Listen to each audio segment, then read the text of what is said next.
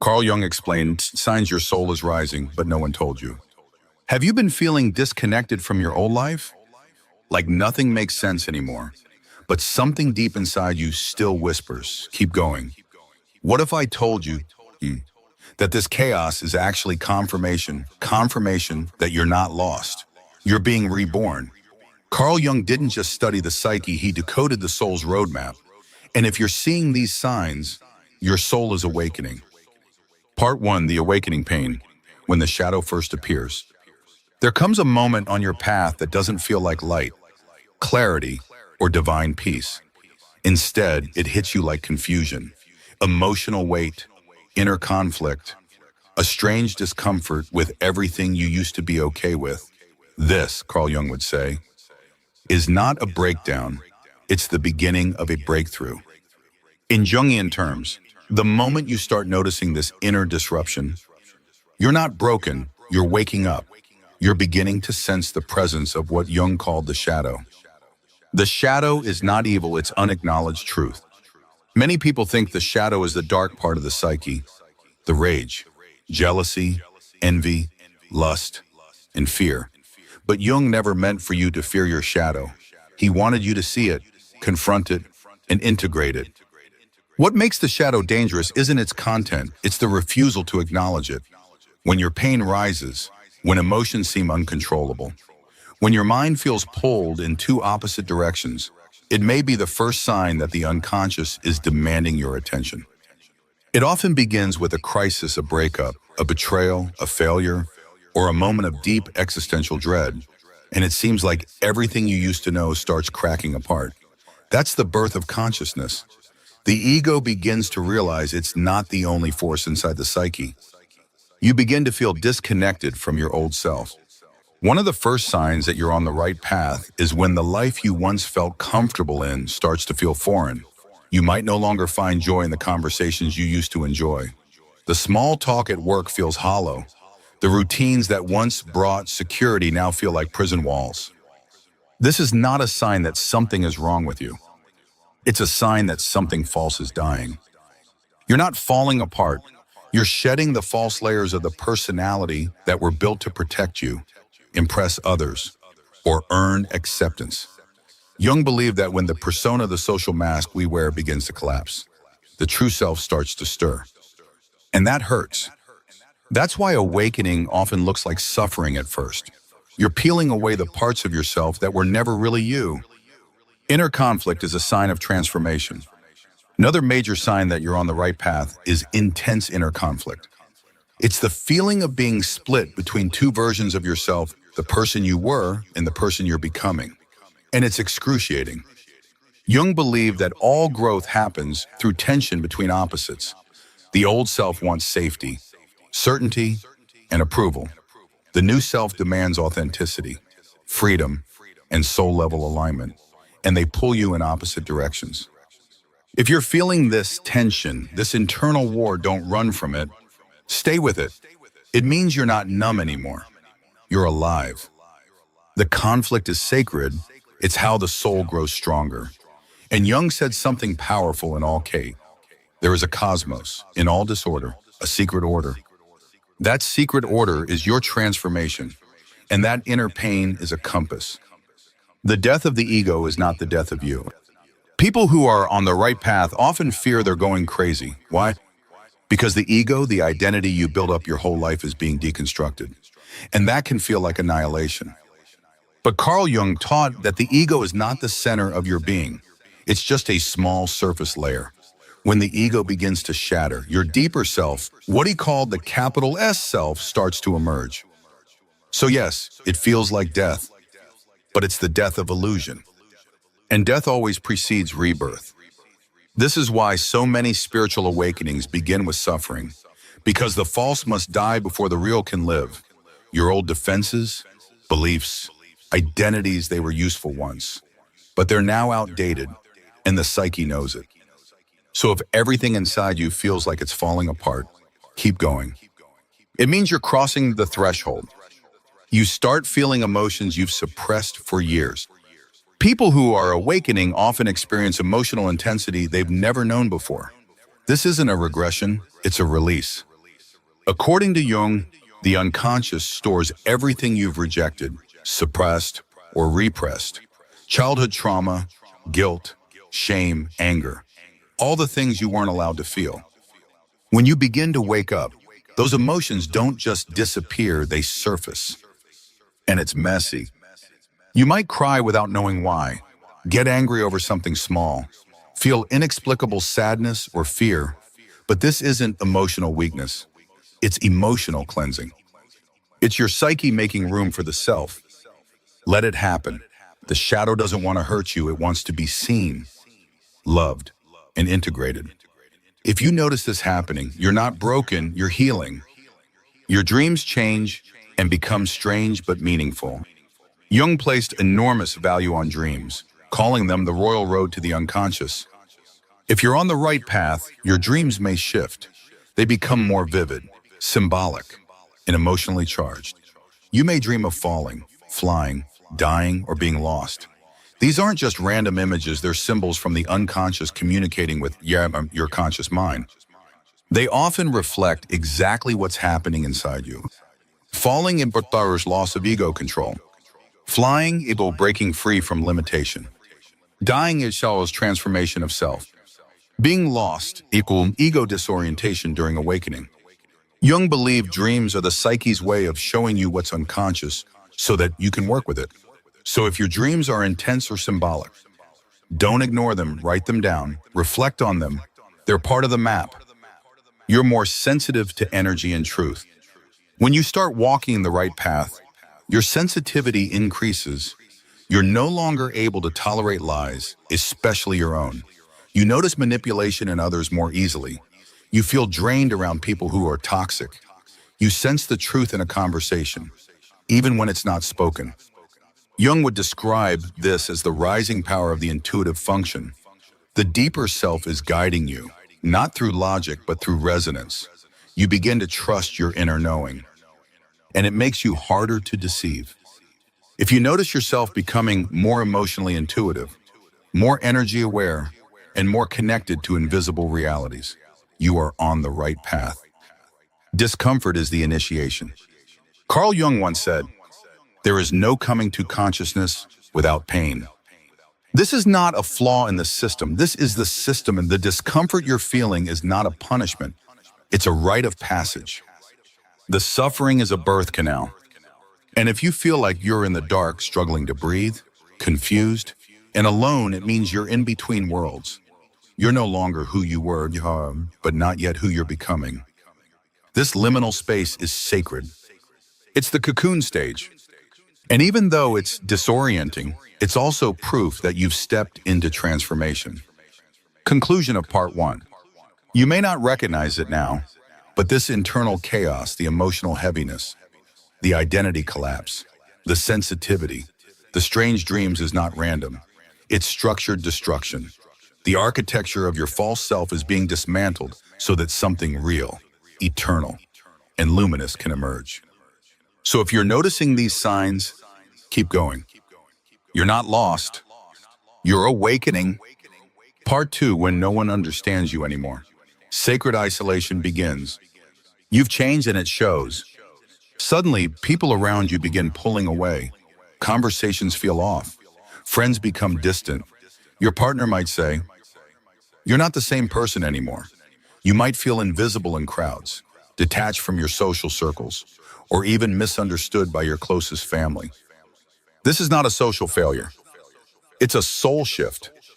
Carl Jung believed that one of the most definitive signs of individuation, the process of becoming your true self, is withdrawal from the collective.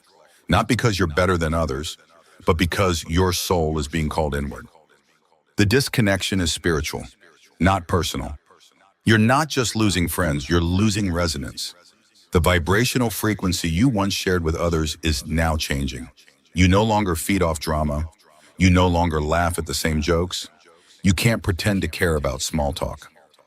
This isn't arrogance. It's awakening. Jung described the collective unconscious as the invisible web of shared archetypes, instincts, and cultural patterns that bind society together. When you awaken, You begin to detach from these collective norms, not because they're wrong, but because they no longer fit your evolving soul. You begin to crave authenticity over belonging. And this craving comes at a cost: isolation. But the isolation is sacred. Sacred isolation is where the soul is refined. Jung wrote that every individuation journey begins with separation. It's symbolic exile. It often mirrors mythological journeys like Christ retreating to the desert, Buddha sitting alone under the Bodhi tree, or Moses wandering through the wilderness. Why do all these stories include solitude? Because truth doesn't shout in a crowd. It whispers in silence. When no one understands you anymore, it forces you to understand yourself. You begin to listen more closely to your inner voice. You reflect deeply. You read differently. You stop outsourcing your identity to the opinions of others. And in this silence, something beautiful happens. Your inner world becomes louder than the outer one. Your social circle collapses. That's the filter of transformation. One of the hardest truths on this path is this: not everyone is meant to walk with you. As you rise, some people will fall away, not because you don't love them, but because you're no longer feeding the same energy. Jung believed that friendships built on unconscious patterns, codependency, mutual projection, ego validation cannot survive individuation. When you stop playing your old role, people don't know how to relate to you anymore. You might have been the peacekeeper, the funny one, the empath who absorbed everyone's pain, and now suddenly you stop. That's when the social system breaks. People say, "You've changed." And they're right, but they don't realize you didn't change to leave them. You changed to find yourself. And that's exactly what Jung called the price of wholeness. Misunderstanding is a mirror. When people don't understand you anymore, don't try to explain yourself to everyone. Jung emphasized that some parts of the self are meant to remain hidden from others, not out of secrecy, but out of sacredness. The soul speaks a language only the awakened can hear. Don't expect everyone to understand your evolution.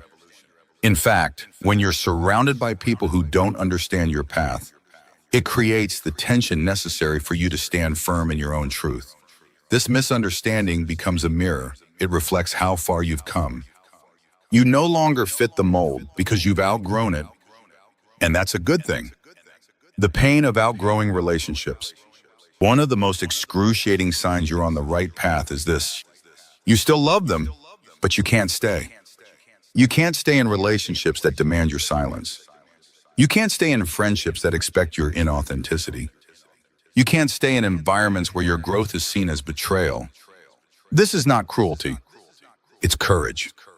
Jung described this painful stage as a necessary betrayal of the collective in order to honor the self.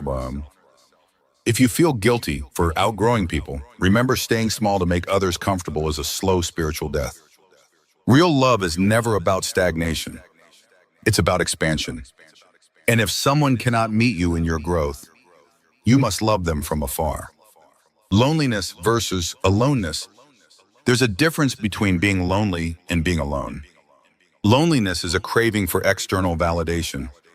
Aloneness is the presence of your soul, fully felt.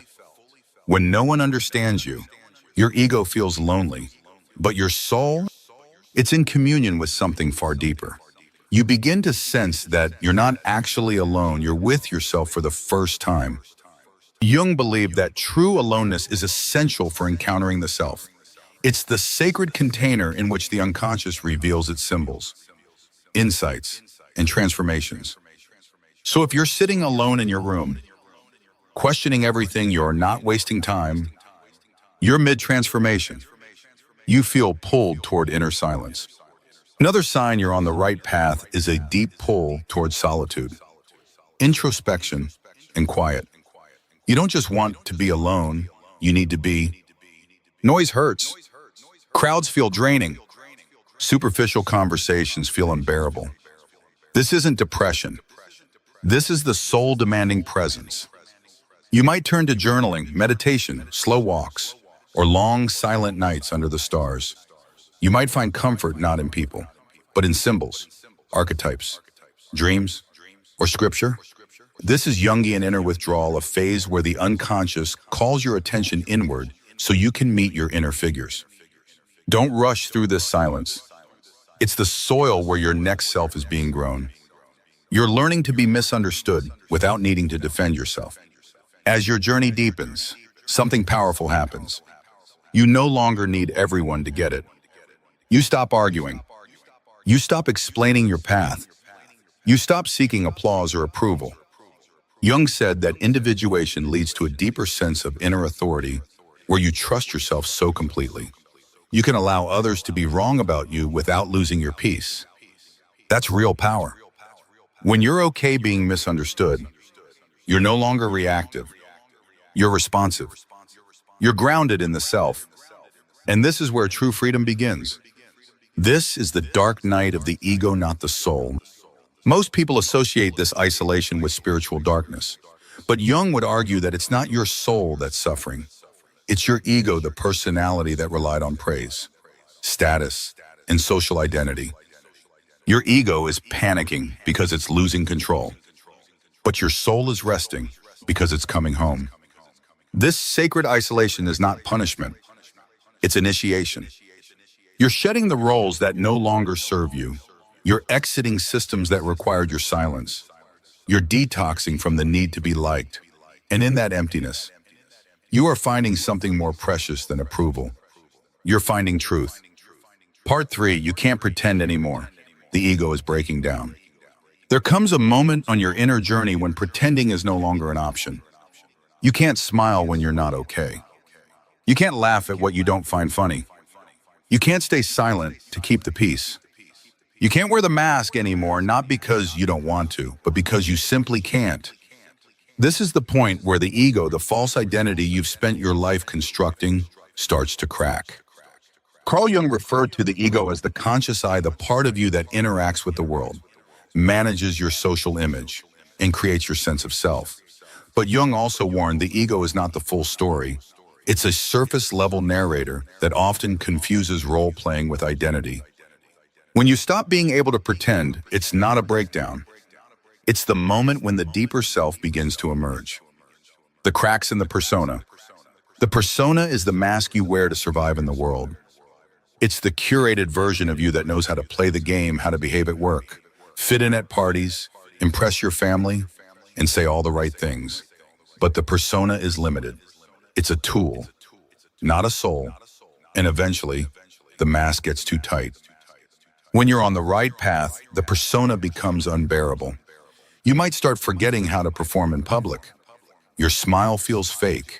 Your voice changes when you're lying. Your body literally resists inauthenticity. That discomfort is not dysfunction. It's the shadow pushing through the cracks of the persona. Jung believed this was essential. You must allow the persona to break so that the self can speak. The collapse of ego is sacred. Most people think of ego collapse as a crisis, and on the surface, it is.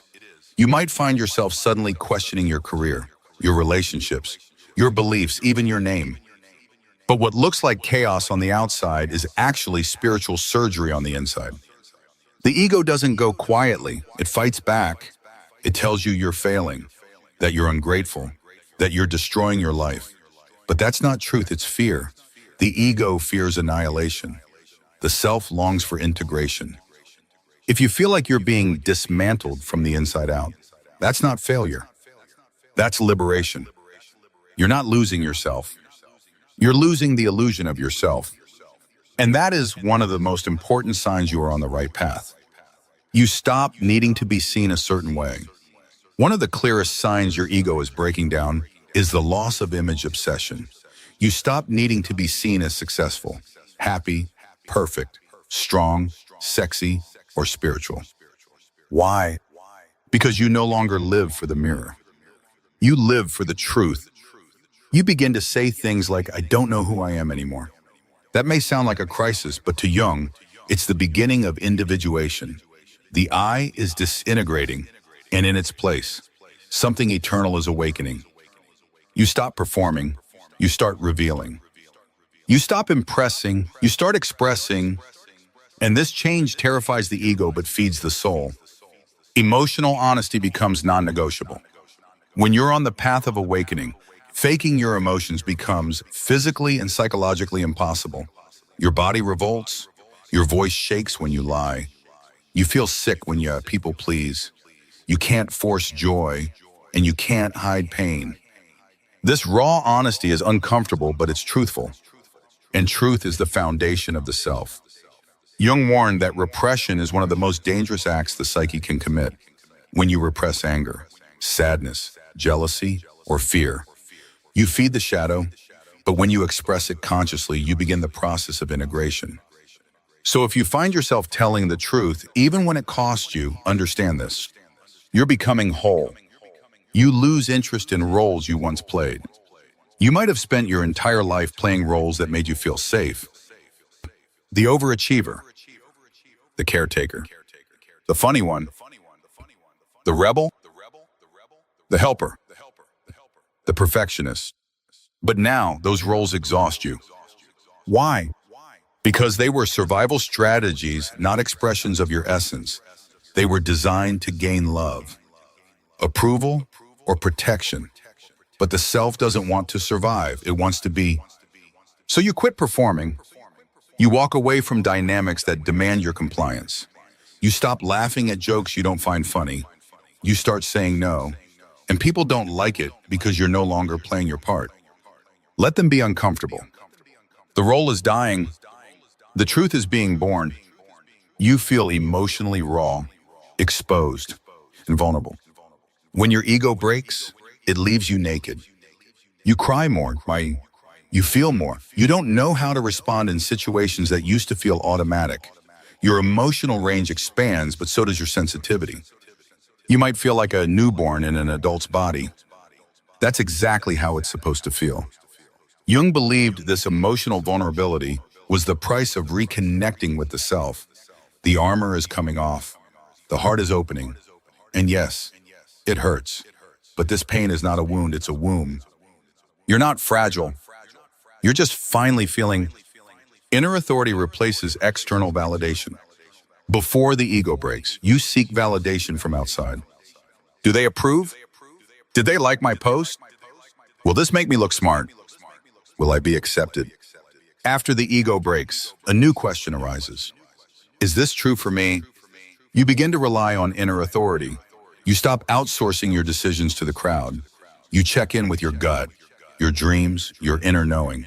Jung described this as a shift from ego consciousness to self-guidance. You're no longer driven by applause. You're driven by alignment. And even when no one claps for you, you keep going.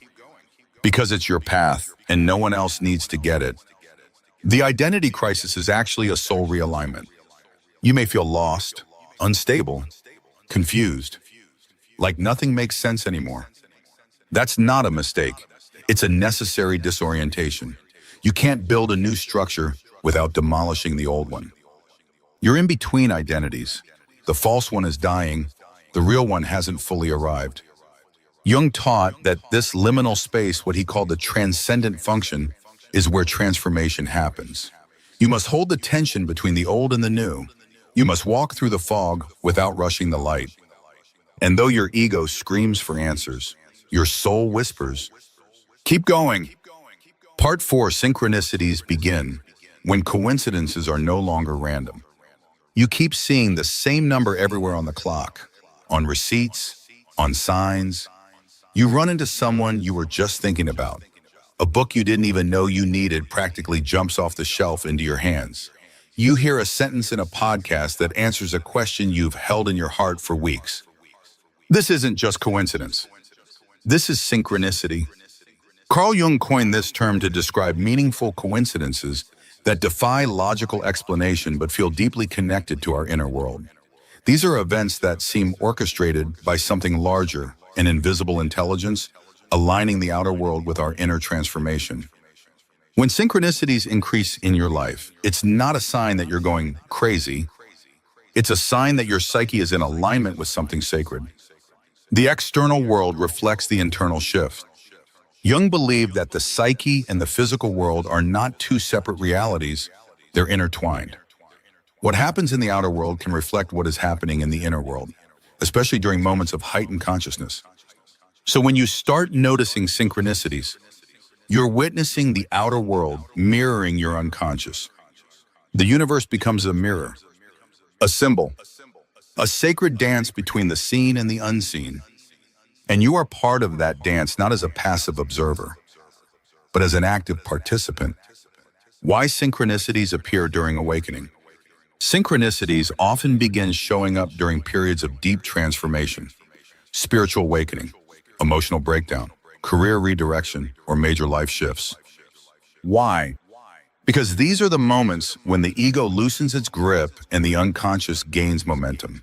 And Jung taught that the unconscious is not just a storehouse of memories, it's a cosmic intelligence that speaks in symbols, dreams, and events. Synchronicities are winks from the unconscious. They whisper, "You're on the right track. Keep going." You don't plan them. You don't control them. But they show up exactly when you need them. You begin to see symbols everywhere. One of the clearest signs that synchronicity is active in your life is the sudden, undeniable presence of symbols. You might begin to notice recurring animals, numbers, colors, or objects that seem to follow you. Owls might appear when you're seeking wisdom. Butterflies might show up when you're undergoing transformation. The number 1111 might repeat when you're standing at a spiritual threshold. These are not accidents. Jung believes symbols are the language of the unconscious mind.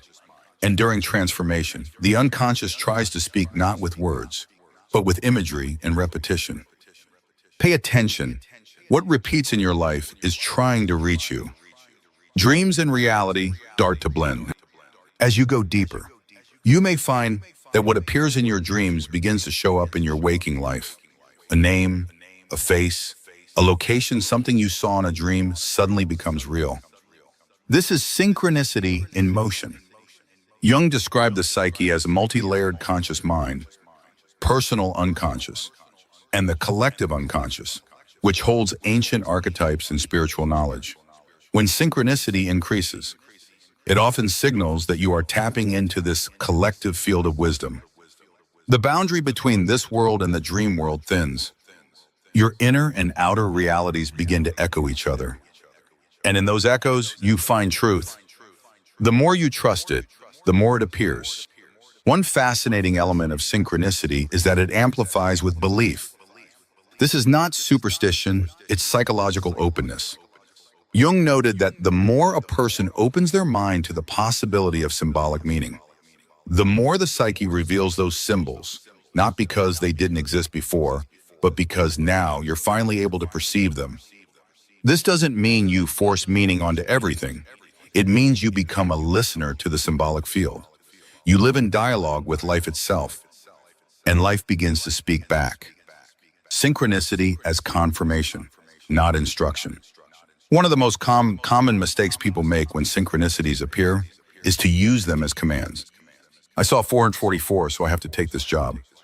I dreamed of a person, so it must be a sign we're meant to be.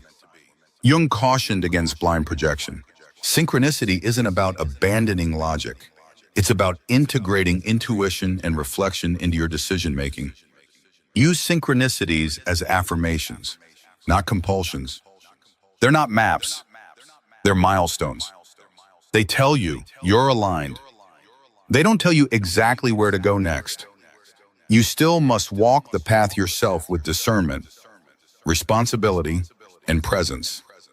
When the inner voice matches the outer sign, sometimes the most powerful synchronicity occurs when a message from within is echoed without almost instantly.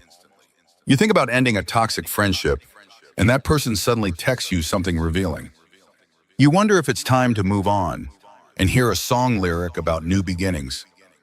You journal about your childhood pain and later stumble on a book about inner child healing. This alignment between inner truth and outer reality is not just poetic, it's transformational. It confirms that your unconscious and the greater reality are in relationship. You are not alone in your path.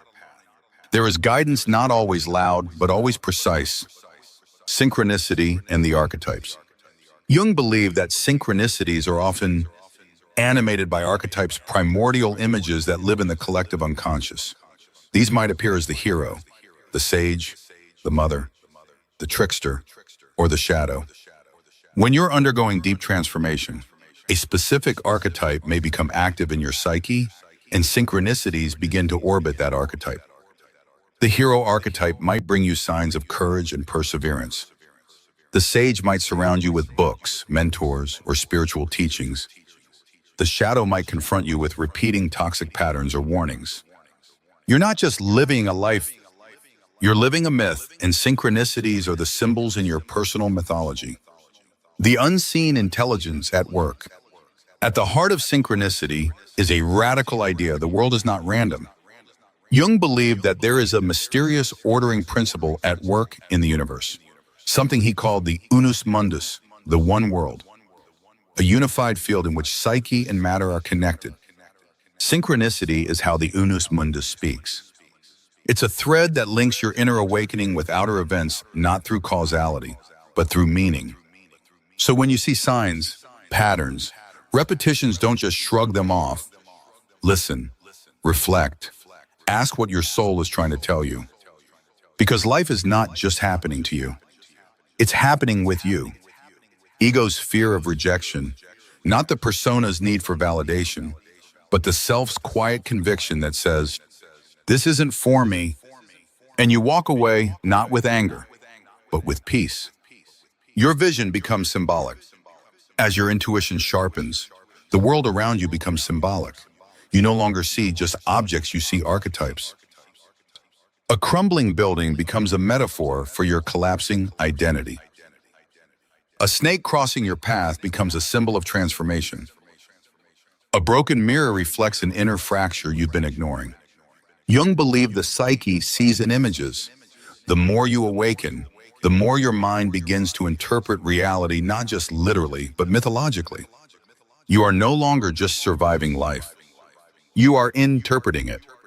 And that interpretation deepens your wisdom. Part 6, a deep hunger for meaning. Superficial things no longer satisfy you. One of the most profound signs you're on the right path is this. You can't pretend that the surface level stuff fulfills you anymore. You try to watch the shows you used to enjoy. You scroll through social media, but it feels numb. You engage in small talk, but your soul feels invisible. You go to work, perform the tasks, check the boxes, but something inside whispers, this can't be all there is. This whisper isn't depression. It's not restlessness. It's not boredom. It's awakening. Carl Jung believed that human beings have a deep, innate urge toward meaning, not just survival, not just pleasure, but psychological and spiritual significance. And once this hunger for meaning awakens in you, nothing else will satisfy. The fall of the false gods. Before your awakening, you may have worshipped false god status, money, performance, popularity, control. These were the things society told you would fulfill you. And maybe they did, for a while. But now those things feel hollow. You meet your goals and still feel empty. You check all the boxes and still feel anxious. You look in the mirror and think, whose life am I living? Jung called this moment the collapse of the outer program, when the scaffolding of your life no longer supports your soul. You didn't fail. You outgrew the game. And now you hunger for something real. The rise of existential questions. When this hunger for meaning begins, it doesn't come as answers, it comes as questions. Why am I here? What is my soul trying to express? Is there something I'm meant to do that I haven't dared to face? What's the point of all this? These questions are not signs of weakness. They're signs of evolution. Jung believed that those moments of existential questioning, what he called the search for the self, are necessary stages in psychological maturation. They're not a detour, they are the path. When you start asking better questions, it means your soul is ready for better answers. Shallow conversations become unbearable. You used to be able to fake it. Now you can't. You used to smile through gossip, jokes, surface-level chatter. Now it drains you. It irritates you. It makes you feel invisible. This is because your soul is no longer content with words that don't carry truth. Jung believed that true connection happens when the psyche is engaged, not just the persona. So when you start craving depth, vulnerability, and honesty in your conversations, it's not because you're being too intense, it's because you're finally showing up at your whole self. And shallow connection just isn't enough anymore. You're drawn to wisdom, not just information. You used to consume content endlessly: news, entertainment, gossip, pop culture. Now you crave wisdom, timeless truth, soul-nourishing insight. You find yourself reading ancient philosophy. You highlight spiritual books. You watch documentaries on consciousness. You're not looking to escape, you're looking to understand. Jung called this stage the return to the source. The soul begins to remember that it is not just a product of society, it is a mythological being, wired for symbolic truth, archetypal depth, and spiritual alignment. This hunger for wisdom is not an intellectual phase. It's a sacred retrieval. You're remembering who you are and who you were before the world told you what to be. External success no longer means internal peace. You may still achieve, you may still be recognized, but it no longer soothes you the way it once did. Why? Because you've realized that peace isn't found in performance. You may feel an emptiness after reaching a big goal, not because the goal was meaningless, but because it wasn't soul-aligned. Jung taught that the ego seeks achievement, while the self seeks alignment. If your accomplishments aren't rooted in truth, they feel disconnected.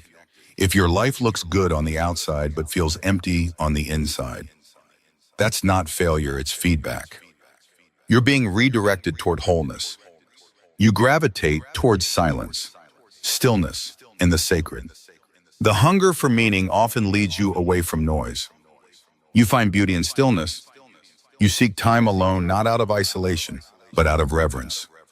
You become drawn to rituals: lighting a candle, walking in nature, praying, journaling. These are not escapisms. They're not romantic distractions. They're how the psyche breathes. Jung believed the sacred is not just found in churches or temples, but in ritualized presence. The moment you pour your soul into an action, it becomes holy. So if you find yourself moved by silence, nature, dreams, symbols follow that pull. It's your soul's way of feeding itself. You begin to feel the mythic structure of your life. You no longer see your life as a series of events. You begin to sense a deeper pattern. You've been here before, emotionally, spiritually. You're walking through archetypal territory: the betrayal, the fall, the exile, the return. Jung believed that the psyche follows a mythological structure: the hero's journey, the descent into the underworld, the confrontation with the shadow, the resurrection into wholeness. When you see your life this way, everything changes.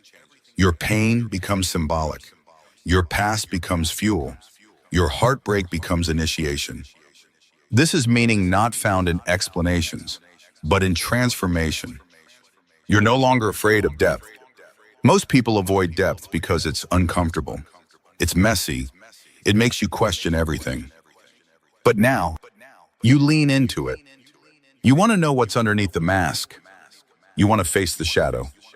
You want to feel fully grief, rage, joy, and awe. This is psychological bravery. And it means you're ready for the next layer of yourself. Jung warned that most people are content to live on the surface, but for those brave enough to descend into the depths, they find something the surface can never give: soul contact. And once you've touched that depth, you'll never settle for less. Part 7: Dreams become a mysterious guide. The unconscious is speaking to you. You begin to dream more vividly. Sometimes the dreams are terrifying, other times hauntingly beautiful. You wake up with fragments that linger: a face, a symbol, a phrase. You can't quite explain it, but it means something. It feels important. That's not just your imagination. It's your unconscious speaking. Carl Jung considered dreams the most direct access point to the unconscious. He called them the royal road to your soul's hidden layers, guiding you through symbols, archetypes, and buried truths that your conscious mind cannot yet grasp. If your dreams have begun to shift, becoming louder, stranger, more emotional, it means you've stepped deeper into the process of individuation. Your inner world takes the lead. During times of personal transformation, your external life may feel chaotic, but inside, a new order is forming.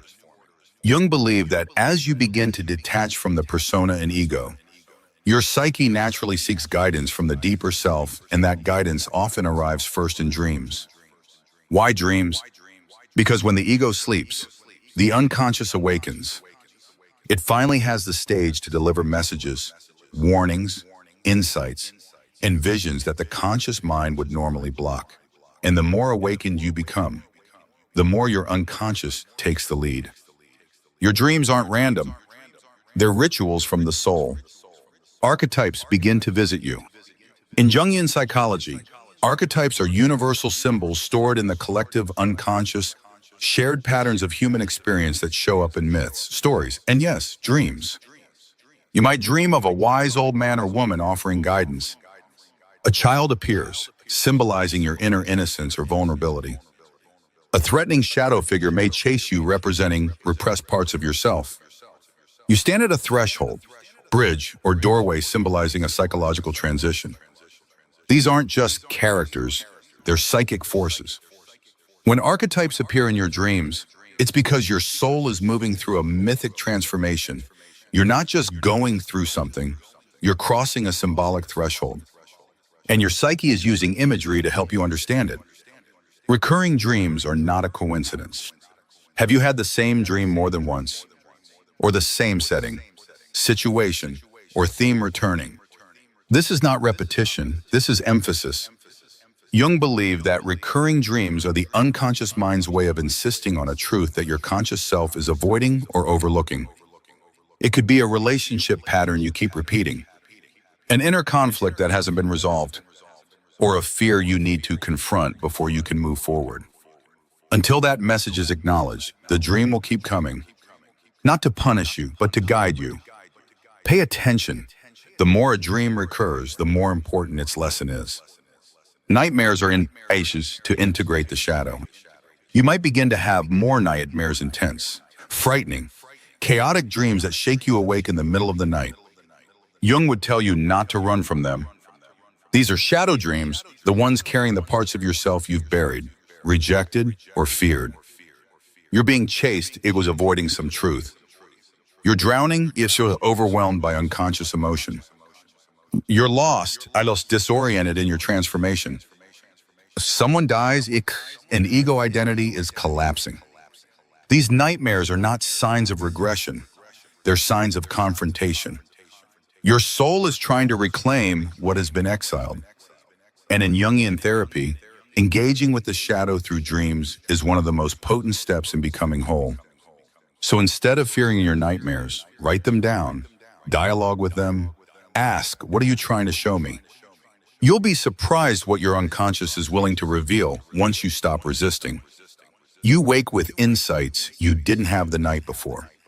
One of the clearest signs your dreams are guiding you is when you wake up with a new awareness. You may not remember every image, but you feel different, calmer, clearer, more certain, or even more uncomfortable, but in a revealing way. That's dream alchemy at work. Jung believed dreams are not passive, they're transformational. The psyche uses dreams to metabolize unconscious content, especially when you're undergoing deep inner change. Some call this dream healing. Jung would call it soul work. Your mind might not fully grasp it yet, but your inner world has shifted, and you carry that shift into the waking day. Symbols become your new language. As you awaken, your dreams stop being linear and start becoming symbolic. A house is your psyche, a storm in emotional turmoil. A vehicle equals direction in life. A snake equals transformation. A mirror equals self-reflection. A forest equals the unknown. These symbols are not there to entertain you. They're codes. Jung insisted that understanding your dreams requires learning the symbolic language of the unconscious. And this language is personal. A snake may mean danger to one person, but healing to another. What matters is the feeling it evokes, the emotion, the inner resonance, because that's where the meaning lives. You start living in two worlds.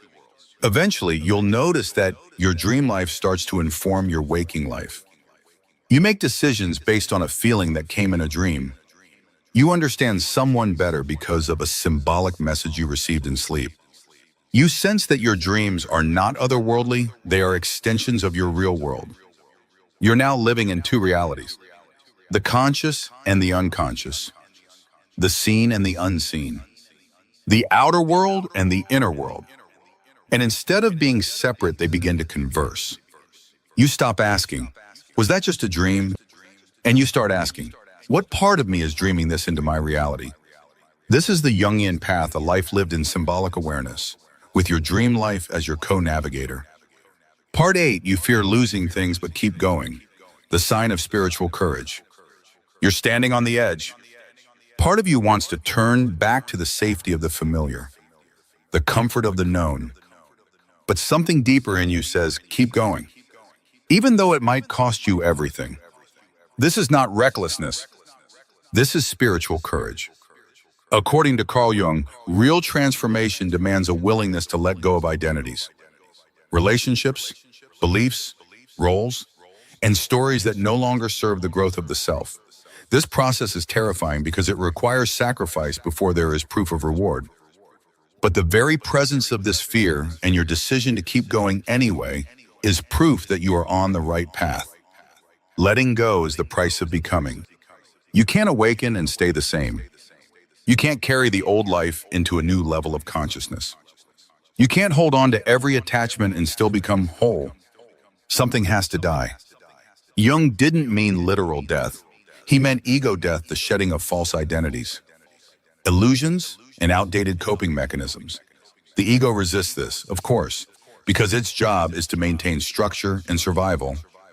But your soul doesn't want survival. It wants truth. And truth always demands that you walk away from the lies you once called home. When you lose people, you find yourselves. One of the most painful signs of awakening is losing people you love, not always through betrayal, but through divergence. You're no longer aligned. You don't see the world the same way. You can't connect like you used to. It hurts deeply. You may question yourself. You may wonder, what if I'm wrong? But deep down, you know this loss is not punishment, it's permission. Jung believed that as we individuate, the psyche must detach from the collective influences that shaped us. That includes family patterns, cultural programming, even long-standing relationships that were built on a version of you that no longer exists. When someone leaves your life as you grow, it's not always a sign of failure. It may be the cost of authenticity. Let them go with love and let yourself rise. Your old life starts to crumble. Jobs, friend groups, hobbies, locations, entire identities that once defined you begin to feel wrong, like costumes that no longer fit. You feel out of place in rooms you used to belong to. You dread the roles you once chased. Even your own voice sounds foreign when you try to play the part. This is not burnout. This is existential metamorphosis. Jung taught that what once sustained us must sometimes collapse to make space for a greater version of ourselves. And that collapse often feels like everything is going wrong. But in truth, everything is falling into alignment by falling apart. Fear doesn't mean you're off course. It's easy to think that fear means turn back, but on the path to awakening, fear often means you're exactly where you need to be. Fear means you're stepping into the unknown. Fear means your ego is losing control. Fear means you're about to leave the comfort zone where your false self was born. Jung wrote, "Only boldness can deliver us from fear. And if the risk is not taken, the meaning of life is violated." So when fear arises, honor it, but don't obey it. Use it as a signpost that you're approaching the threshold of transformation. You feel like you're losing everything, but you're actually gaining the self. You may cry over relationships that ended, paths you didn't take, identities that dissolved. But what if that loss isn't the end? What if it's a reclamation? When you lose what was never fully you, You gain the space to discover who you truly are. When the false self dies, the real self is born not in a moment, but slowly, over time, in the ashes of what used to be. Jung's work centered on this paradox: the self is not created, it's uncovered. And often,